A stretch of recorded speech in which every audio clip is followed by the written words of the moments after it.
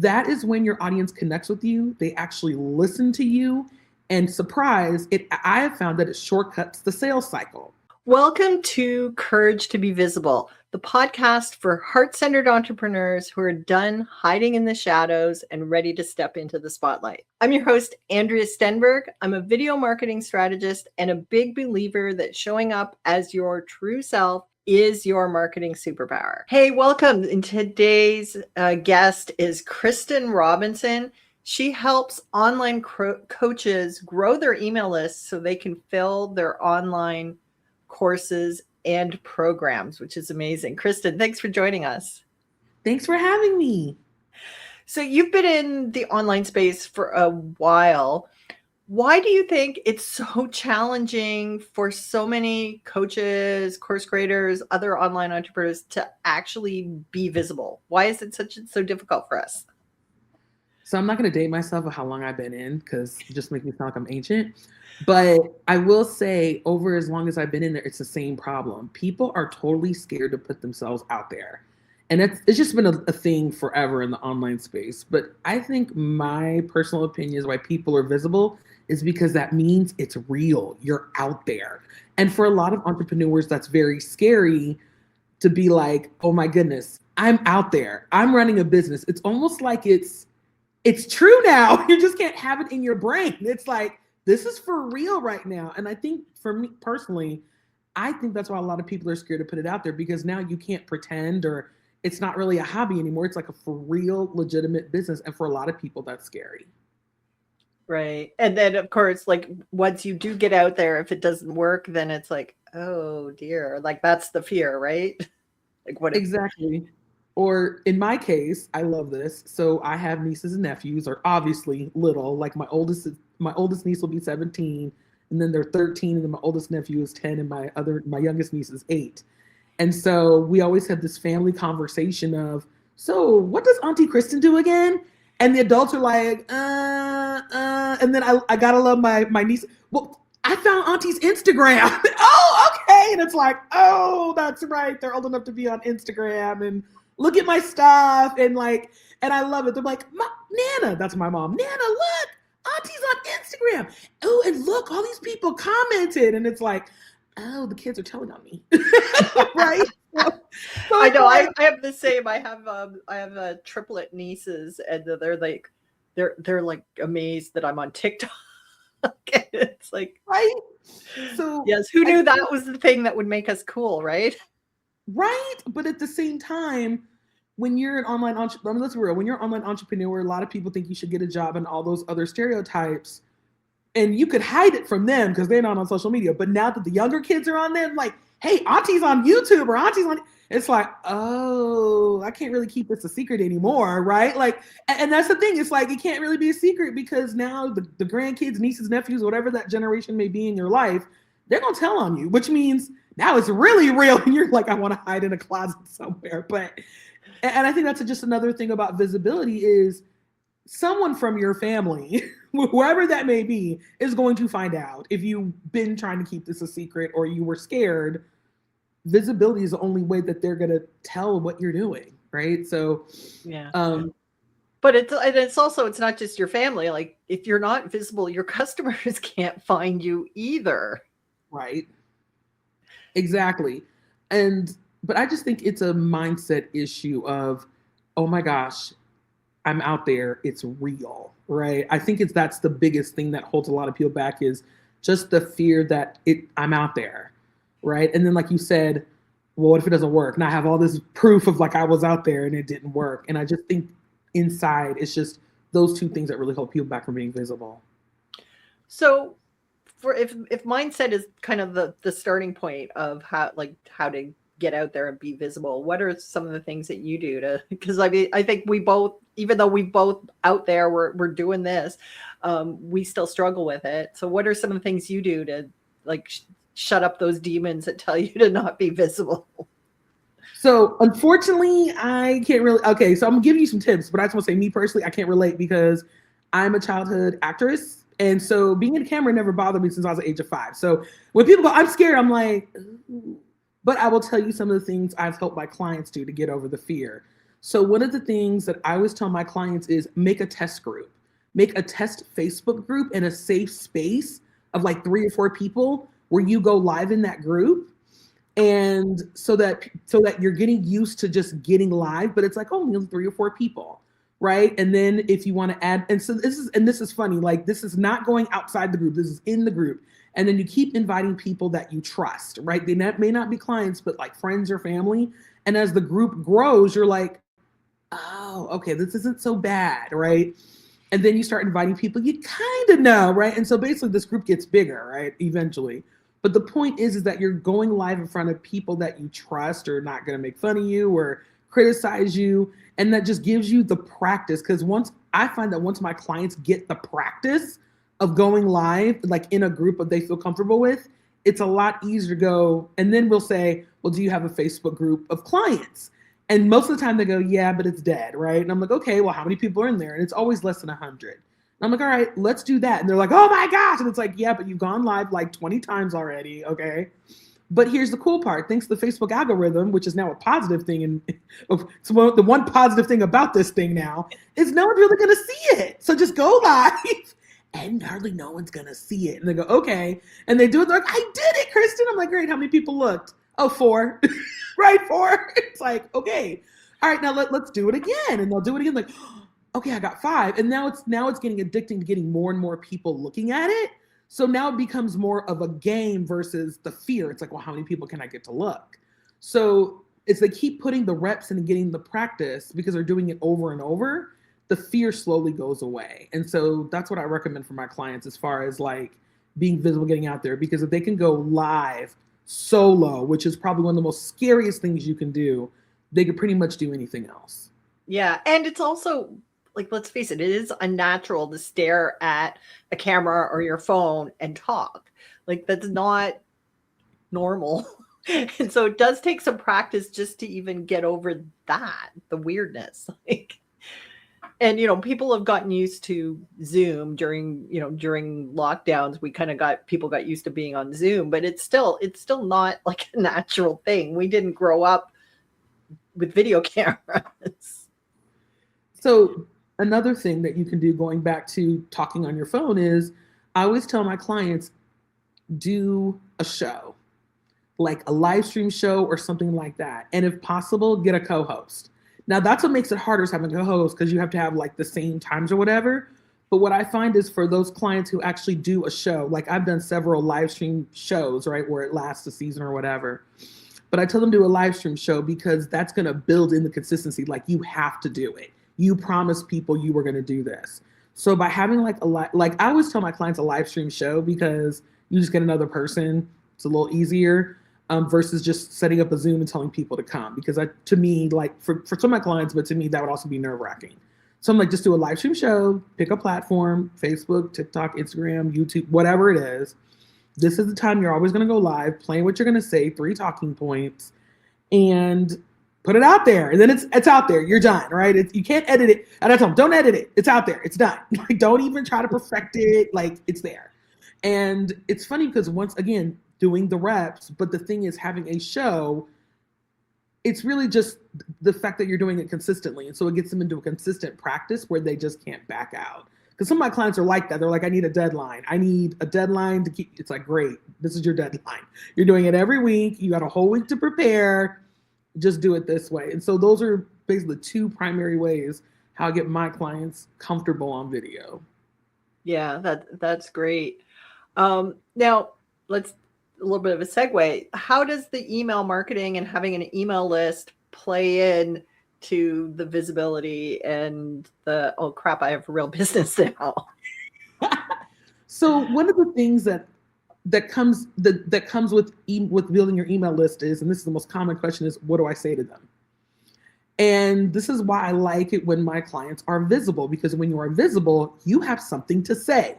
Either you have a live stream show to tell people to go back to the recording, to go back to the replay, or you made talking points when you went live or whatever, and you could put that into an email. And so now, at least, if you're doing a live stream show, you have something once a week to say and point people back to a video replay. And it's like, there's content. And that's one of the things I love when it comes to that, is that there is content. So with an email list, you obviously want to grow it, but you also want to have people buy stuff. And so I have found throughout being online is that having video content, that is when your audience connects with you. They actually with your audience. To you. So surprise, instead of you sending shortcuts the sales cycle nurture sequence, you can. So I did an experiment. But I find video connect I'm so live in my Facebook group at least you and your eyeballs, or do a 3-part series. Right, they're watching you and your eyeballs. I think it was 2020. But I have found when you I'm going to do that every week, even without let's just without we're using a new thing. And I have found or video or whatever it is. My sales cycle when you are about 90 days, and when I say sales cycle, I mean from the time they come into the email list to buy something around the $500 to $1,000 range. They might buy a low ticket item, but we're talking a little substantial purchase. It's about a 90-day cycle. When I started doing, specifically going live in my group every week, two or three times a week, that sales cycle shortened from 90 days to 60 days. And I was like, whoa, this is pretty cool. So I shortened my deal. It is. I shortened my sales cycle by not only 30 days, but people who didn't buy knew the littlest things about me. So I could post in my Facebook group, hey, everybody, it's 70 degrees. What are you doing? What do you think I'm doing? And be like, oh, in your garden. You're in your garden. You're in your garden. I'm like, oh, they know me. And so even if people don't buy, you want them to have that connection to you, to see you as a person, because instead of a business, because now you're a person that they trust, they pay attention to. And guess what? When that right offer comes, like in their lap, they're going to buy it. So being visible is not only something where it can attract more people onto your email list. I think that people forget that being visible, and you're using that visibility to talk about it in your email list and telling your audience about it, you're shortening your sales cycle and you're getting people to connect with you more. Yeah, I love that. And I have to, like, confession time from Andrea here is I am truly embarrassed at how long it took me to get serious about growing my email list. Like, I was doing all the other marketing stuff, both offline and online, but it took me way too long to get serious about growing my email list because, of course, like, yeah, visibility is great, but like, I don't know about you, but in my experience, people don't buy directly from a video generally. I mean, sometimes they might, but like generally it's like we watch the videos, we start building that know, like, and trust, but it's once they get on the email list that you're going to increase your sales. Yep. It's a way to keep connecting with them. So if somebody is listening to the podcast and they're like, Andrea, oh yeah, I'm like you, I haven't been serious about growing my email list, where should people start? Like, assuming they already have a list, they just haven't, like, it's just been kind of accidental growth rather than I'm intentionally trying to grow my list this year. I think the first place to start, and this is going to surprise a lot of people, is your freebie. Because if you've put this on pause, your freebie is probably a little old and it probably needs a makeover, right? So I think it's really important you start with your freebie, and just a couple things in mind when you start with that. Number one, is your freebie specific? Meaning it solves a specific problem, right? So how to have your best life is not specific. How to have better sleep when you're scrolling on your phone all day is a specific thing, right? So you need to be specific about your free gift. It solves one specific problem for a specific type of person. That's number one. Number two, it's got to be short, okay? My longest freebie, I think, is 11 pages. 11. That's it. And we're talking cover, introduction, and like the part where it's like, here's the offer thing. So really, we're talking 8 pages of like meat and goodness, okay? And I say that because long gone are the days when people want an ebook. People have very short attention spans, and they want you to get to the point quickly. And I'm gonna say this in the most nicest way possible. They don't really care about you. They don't care about you. They just want to know you have the information for this thing, and if I like it, then I'll get to know you and like keep in your world. But I don't really care. I just want this information, right? And so you have to think about your freebie in that way. Yes, you want to have the, hi, I'm blah, blah, blah, I do this. You do want that. But for most of the time, people are like, yeah, scroll. Okay, here's the good part. That's all they really want, right? So you got to make that part juicy and meaty. Like, hey, here's what it is. Here's what you need. Here's what you need to do, right? You want to make it some good stuff in there.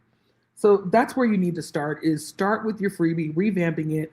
But more importantly, making sure that when you put that freebie out there, you want to be, oh my goodness, visible with it. It needs to attract buyers and not just people lurking on your email list. That's the most important thing. So you can have your cake and eat it too. You can grow your email list and grow your email list with potential buyers at the same time. Okay, so start with your lead magnet. Make sure it's up to date. Make sure that it's not like trying to encompass everything. It's something specific. And so now the next thing you said that I think is really important is attracting buyers. Mm-hmm. So how do people do that? Like I said, think of your freebie as the appetizer, right? When you go to a restaurant, appetizer is not the full meal. It's to just get your palate wet so that you're hungry for the main course, right? That's your freebie. So think of your freebie as like some nachos, okay? It's meant to just dip it in the little sauce or the little guacamole that's there, and that's it, right? You're not going to get full off of chips and guacamole and salsa. You're just not, right? You're going to be like, I'm even more hungry. And that's what your freebie should do. Once they get onto your email list, you send them the content, that's the main course. That's the thing where they're like, ooh, this is good. Okay, I think I want the next thing. So that's the thing. For freebies, the appetizer gets them ready for the main course with your email list. And that's when you start your process of connecting with them and selling with them. But it all starts with the freebie and making sure that, again, short, appetizer. It's an appetizer and it's got to be attractive. But I mean, going back to that restaurant analogy, like if you're at a sushi restaurant, they don't have nachos as the appetizer. Like they've got appetizers that are kind of related to what the main course is. So like that's also part of getting a good lead magnet, right? Is making sure it's related to what you're going to sell at the back end of it. Right. And it's so funny because when I look at clients' lead magnets, or actually a bunch of lead magnets, because I look at a lot, I always tell them start with the end in mind. Start with the thing you want people to get into and ask yourself 2 questions when it comes to your freebie. Is your freebie something that needs to make them aware of the problem, right? Is there something that they need to be aware? Because I have no idea what you're going to offer. But let's say people need better sleep, right? That's what you're trying to sell. You're going to get better sleep. Well, your freebie may be something like, and again, going back to my specific example, get better sleep without scrolling on your phone. Because number 1, that's a specific problem. Number 2, it's definitely a problem that people have when it comes to sleep. So people are like, wait a minute, that's me. I scroll on my phone a lot. I didn't know that was ruining my sleep. Let me get this. And then they go, oh, I need to stop scrolling on my phone. But in your program, there is a module that talks about how to reduce screen time before bed and have a good routine so that you can build good habits, right? So again, working backward and going, oh, they need to be more aware of this problem. The other thing is there pre-work? Is there work that needs to be done before they take your offer, right? So I'll use myself as an example. I have a freebie called the Lead Magnet Makeover Guide. And it is a freebie that helps you, oh my goodness, make over your lead magnet. Hey, do your lead magnet, make it over, do this. So that when you get to my offer, which is like, I think it's a workshop, right? It's a workshop on how to accelerate growth on your email list. You're like, oh, my freebie's done. It's like, yeah, now go do the other stuff, right? It's a prerequisite because don't get me wrong, I do go through, what your lead magnet should do, but I want that to be like, I want people to be like, oh, I looked at it and it's okay. I'll get the workshop and I'll redo it. Or, hey, I redid it. I'm more advanced. I can get this thing. Like this thing is going to cover everything. So is there a prerequisite or pre-work that needs to happen before they get to your offer? So those are 2 things that when you're working backward and going, okay, I need to put this out there. I want to get buyers. You need to look at the end first and then decide what your freebie is going to do. What's his intention? Yeah, that is so important. Like, you don't want to be telling people, oh, my lead magnet is how to train your dog. And then your program is weight loss. Like,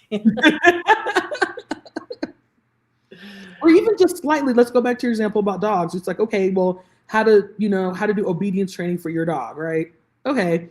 But then your program talks about aggressive dogs. It's like, well, that's not my golden retriever's not really aggressive, right? Like, yeah.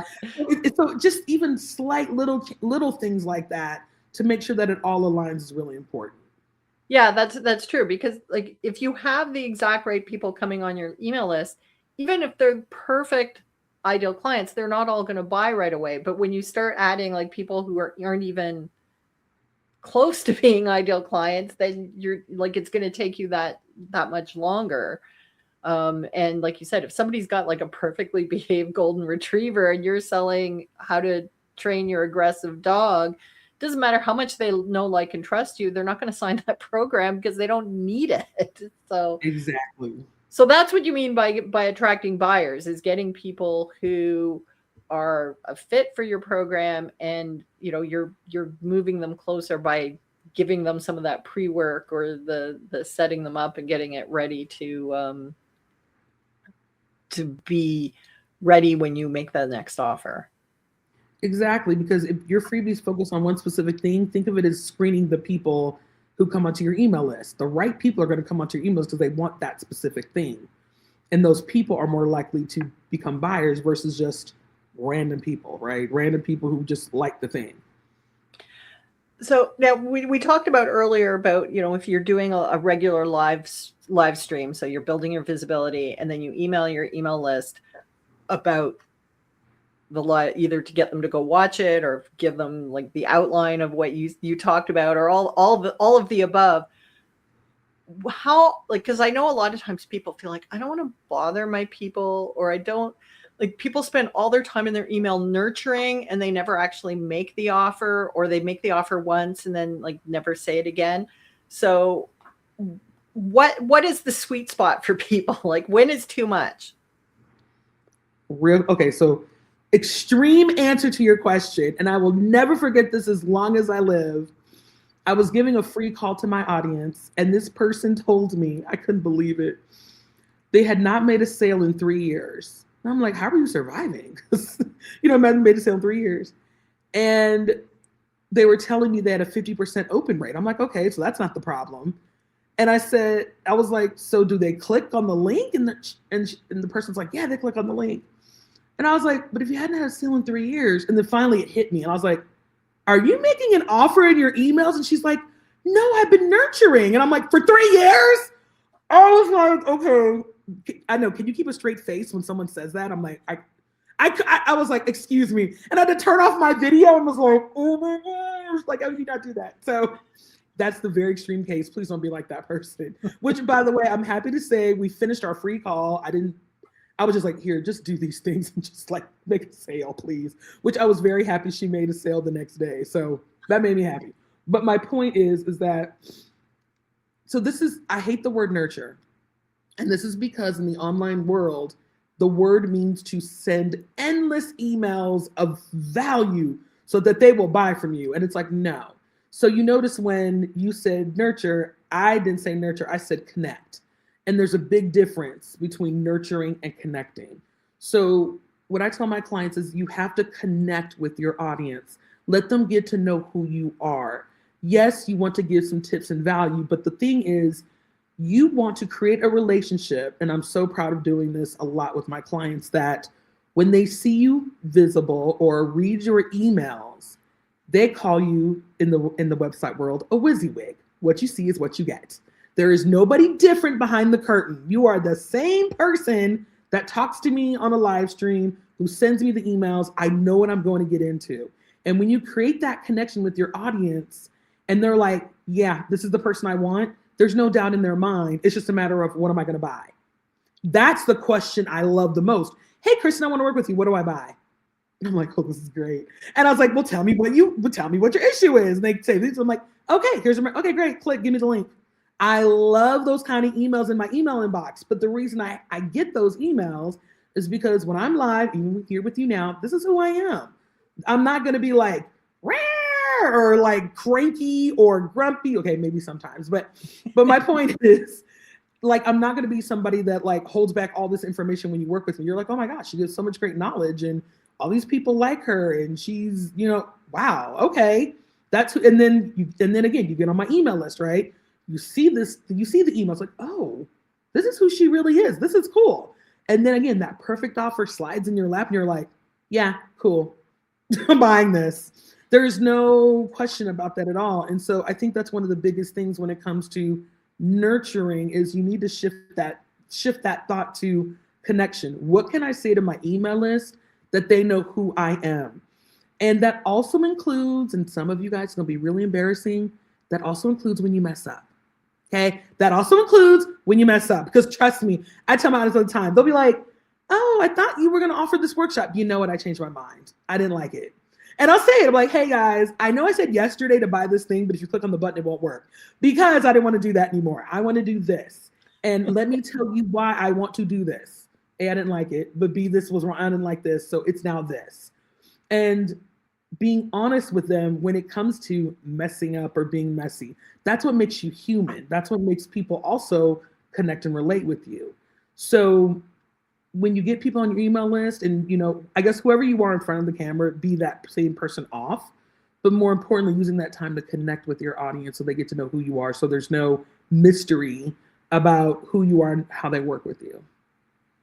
Yeah, I think that's so true. And I think that's one of the challenges with video because everybody tries to make it perfect, but you're not perfect if you're one-on-one with somebody. So, or, like if you were at a networking event and you met somebody and you stumbled over a word, you don't like leave the room and then come back and then try again, right? Like you just keep going. Like, hold on, let me come back and do it again. Yeah, like there's no do-overs in real life, so don't try to do-overs. So, I mean, I feel like we could talk for like another hour. There's so much going on.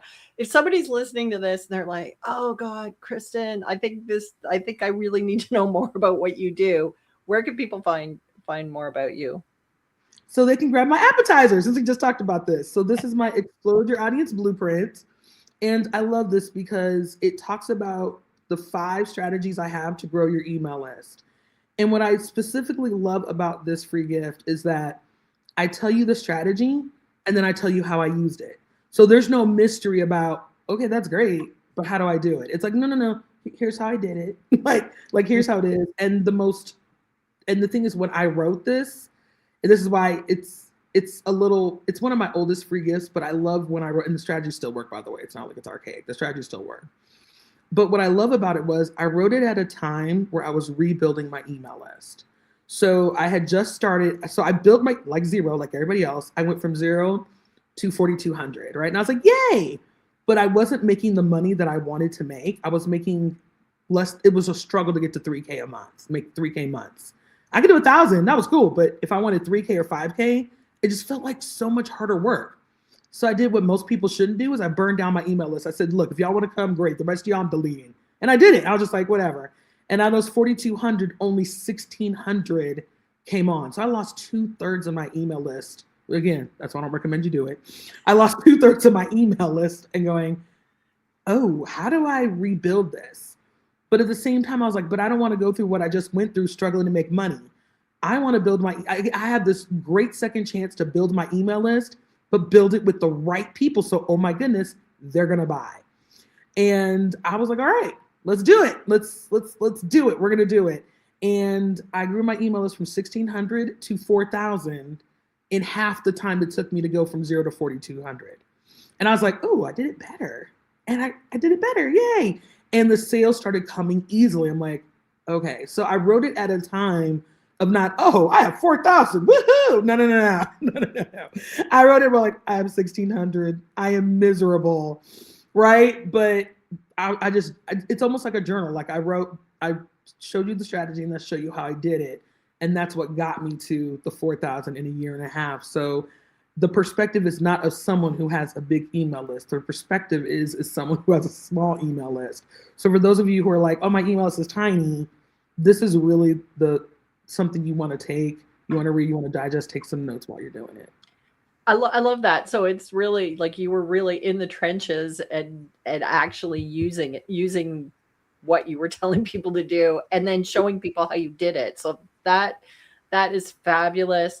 I will put the link to that in the show notes just in case somebody's like out somewhere. Do you want to just say the where they can get it so that in case somebody doesn't go to the show notes?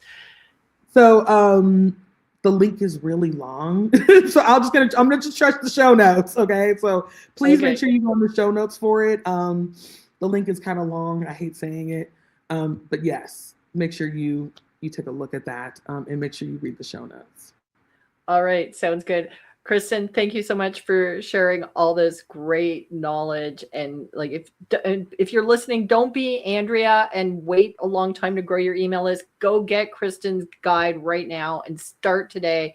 If there was one thing that I would do different, well, two things. One, I'd start video sooner. The other one, I'd start growing my email list like way sooner. So grab Kristen's Explode Your Audience guide, because it's like, it's gold. Thanks for listening to Courage to be Visible. I hope today's conversation sparked ideas for your own visibility. If it helped, please share this episode with a friend. Follow the show and leave a quick rating or review on Apple Podcasts or Spotify. It really helps.